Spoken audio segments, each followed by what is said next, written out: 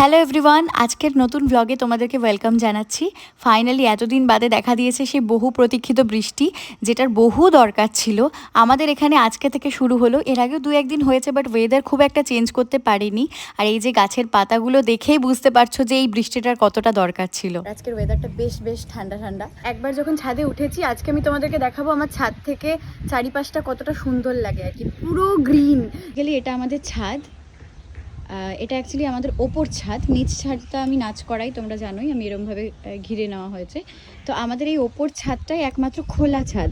আর এই খোলা ছাদ থেকে চারপাশটা একবার দেখো, যেদিকেই তাকাবে শুধু গাছ দেখতে পাবে। স্পেসিফিক্যালি এই জায়গাটা দেখো, মানে দূর থেকে দেখলে তো মনে হবে যে দূরে বোধহয় পাহাড় টাহাড় দেখতে পাবো, কিন্তু সেটা নয়। যারা ফারাক্কায় থাকে তারা জানে ফারাক্কাতে প্রচুর গাছপালা রয়েছে। যারা বাইরের মানুষজন আমার ভিডিও দেখো, তাদের জন্য আমি আজকে এই জায়গাটা দেখাচ্ছি আর কি।